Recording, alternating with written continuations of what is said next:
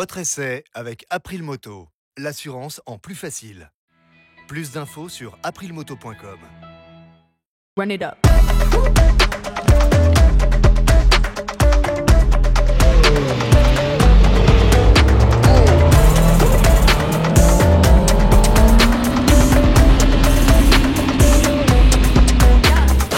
Salut les motards! Aujourd'hui un nouvel essai d'exception sur la piste d'Alès pour les Kawasaki ZX6R et ZX4RR. Alors ce modèle, vous l'avez entendu depuis longtemps, on en parle beaucoup, il est enfin là, on a pu le tester sous la pluie, on a des conditions météo un petit peu particulières et c'est très chouette parce qu'on roule en pneus pluie, donc ça c'est plutôt sympa. Donc on va vous faire un petit topo rapide entre ces deux machines. Avec tout d'abord, à tout seigneur, tout honneur, puisque le premier modèle est apparu en 1995, la ZX6R. Alors une histoire assez mouvementée pour cette machine qui avait disparu plusieurs fois du catalogue, était revenue ensuite. On a de nouveau cette ZX6R en version 2024 qui bénéficie d'une esthétique entièrement nouvelle et surtout dédiée à ce modèle. Moi j'aime beaucoup le travail sur les feux qui sont uniques donc à cet Hypersport avec ces petits ailerons dessous pareil là qu'on ne retrouve pas sur le reste de la gamme. On a cette ouverture très sympa évidemment qui fait partie de l'esthétique de cette machine, ce ram air qui vient donc alimenter le moteur, suralimenter le moteur à haut régime.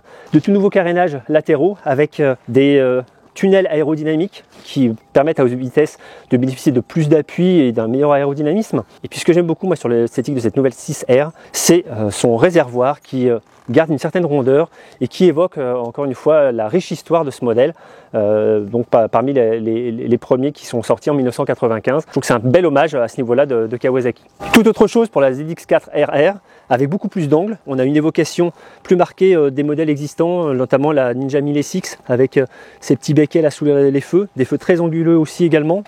Une machine très compacte évidemment, avec un fairing qui est très près de la machine là aussi, mais beaucoup plus d'angles. C'est un petit peu moins raffiné que la 6R, avec également un châssis qui diffère énormément entre les deux machines. La 6R reconduit son cadre périmétrique aluminium massif. Il est doublé d'une boucle arrière en treillis acier. Tout autre chose donc sur la ZX4RR. Treillis tubulaire intégral sur cette machine, treillis tubulaire acier, qui va loger un 4 cylindres de 399 cm3, qui lui bénéficie de toutes les attentions du constructeur. On a des jupes de piston traitées au molybdène, des arbres à cam évidés, allégés, pour pouvoir tenir des très hauts régimes de rotation de moteur. On est à plus de 15 000 tours sur cette machine.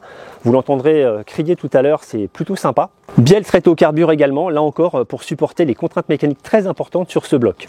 Un autre 4 cylindres également à l'intérieur de la ZX6R. 636 cm3, là aussi des jupes de piston traitées au molybdène pour encaisser les très hauts régimes dont est capable ce moteur.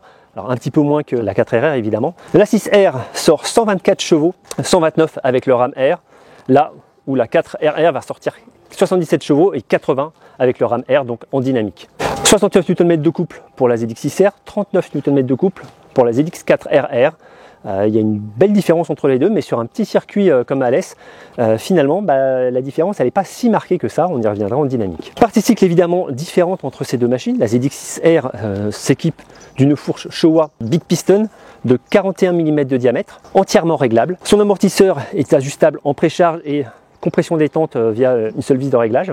Pour la ZX4RR, on a une Showa là encore mais de 37 mm, réglage en précharge sur le tube droit uniquement. Et un très bel amortisseur à l'arrière qui est dérivé de celui qui équipe la ZX10R avec réglage précharge, compression détente en tous sens. Donc un très bel élément, c'est plutôt valorisant à ce niveau.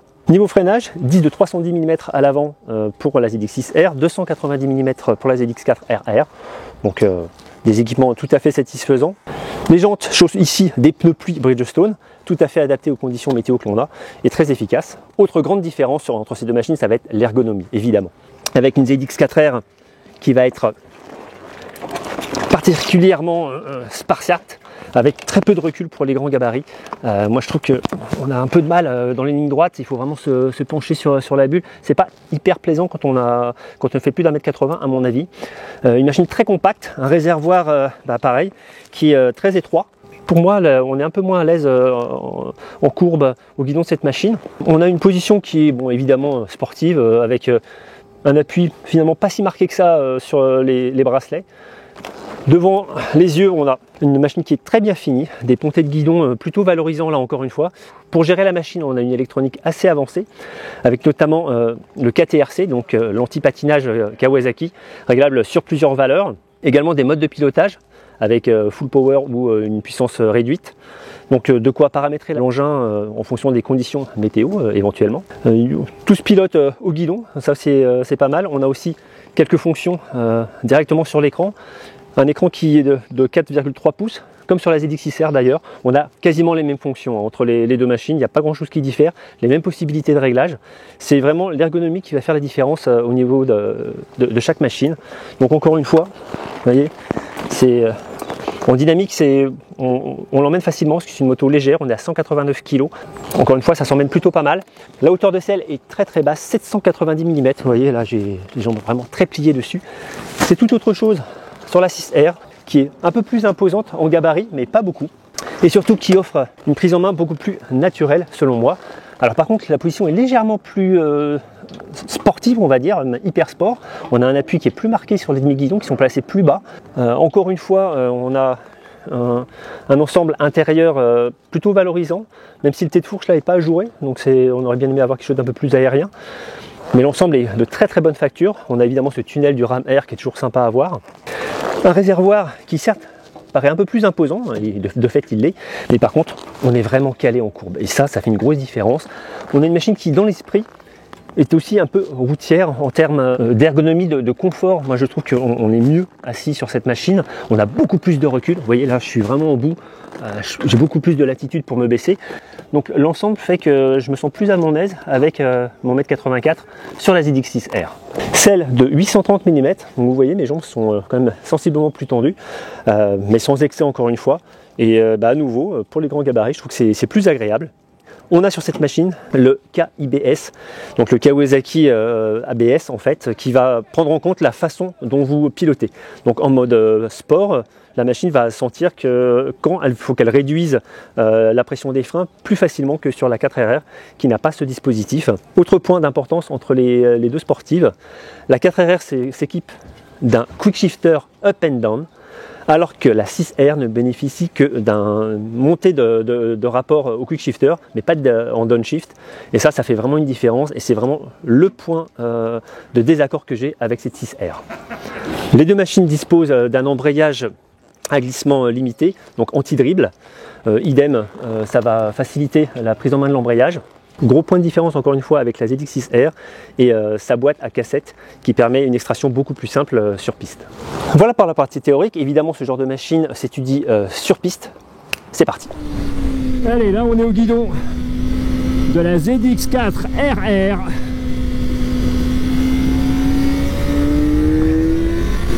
Une machine que certains d'entre vous attendent depuis longtemps. Alors c'est un moulin évidemment très pointu.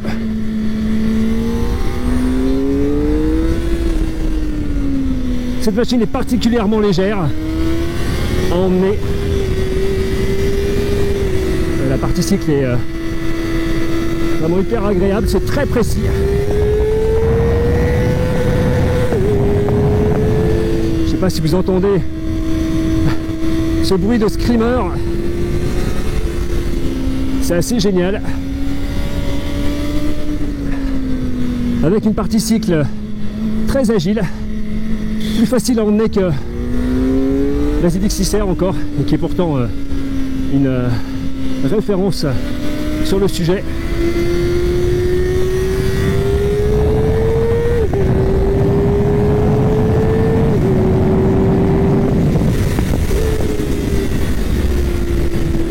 Alors vous voyez, ça, évidemment ça marche dans les tours, hein. Vers 12-13 000. Allez, on rentre la 2. Circuit technique, hein, où la légèreté de la ZX4R fait merveille. Ces virages techniques qui passent presque mieux avec cette ZX4RR qu'avec la ZX6R. Un bon toucher de piste.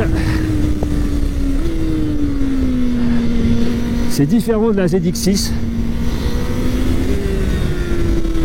Ça bouge un peu plus. La ZX6 est plus stable à la prise des freins, me semble-t-il. Même si avec ces enveloppes, c'est un peu compliqué. Ouais, c'est à partir de 13 000 que cette machine dans tout son potentiel mécanique. On a d'ailleurs la puissance maximale qui débarque et une zone rouge à 16 000 tours. Beaucoup d'aisance au guidon de cette machine. Voilà, on va faire chanter un petit peu ce 4 cylindres.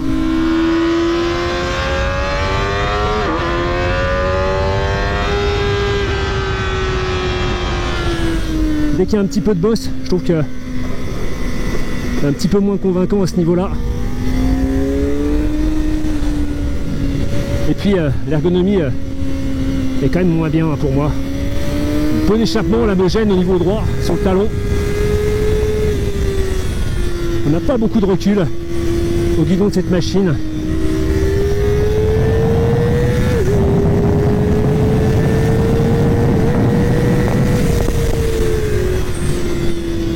Un excellent contrôle de l'injection sur cette ZX4 RR.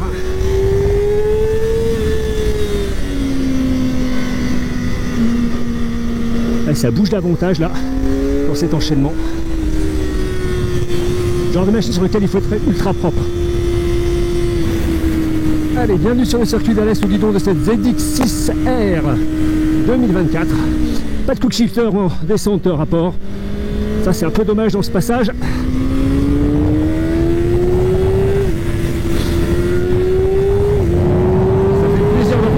Cylindre aussi rageur, une machine qui dépote un peu, relativement légère, sous les 200 kg.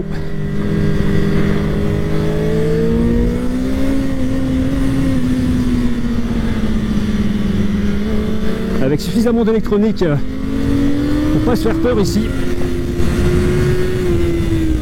Sur ce circuit du sud, bien détrempé. Le KIBS là, on l'apprécie, croyez-moi.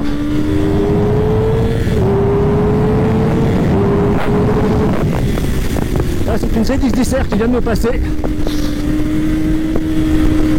Ah, c'est autrement plus véloce en ligne droite évidemment.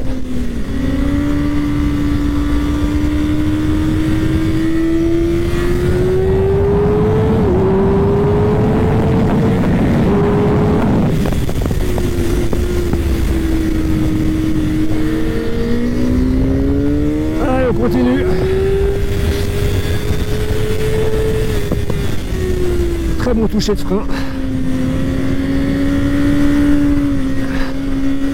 Même si la ZX4 RR est très agréable à rouler,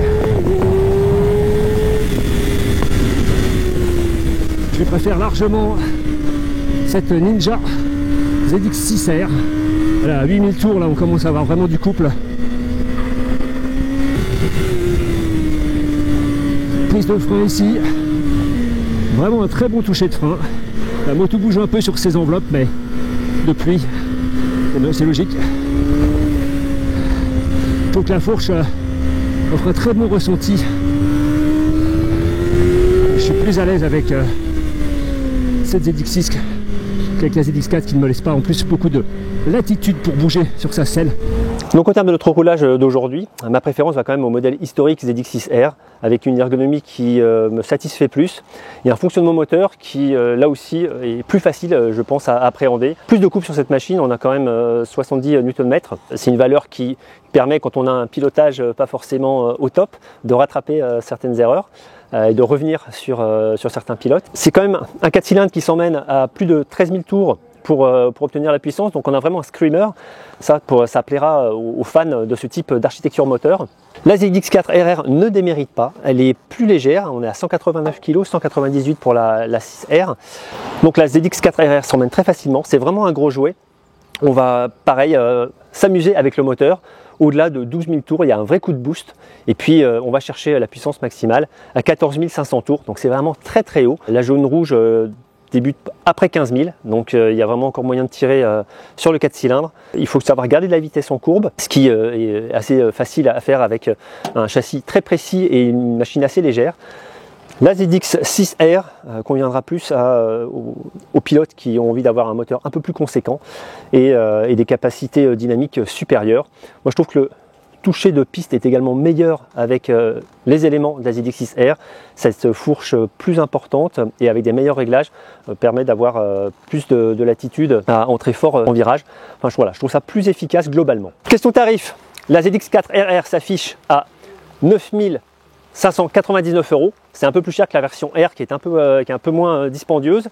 La ZX6R est à 12 599 €. Donc un écart quand même conséquent entre les deux machines, mais des performances et surtout un agrément, je trouve, sur la ZX6R qui est quand même plus convaincante. Voilà ce qu'on peut vous dire à la suite de notre première prise en main rapide sous la pluie sur le circuit d'Alès. On vous en dit également bien plus en ligne sur le repairedesmotards.com. Abonnez-vous à la chaîne YouTube et moi je vous dis à très bientôt pour un nouvel essai. Ciao!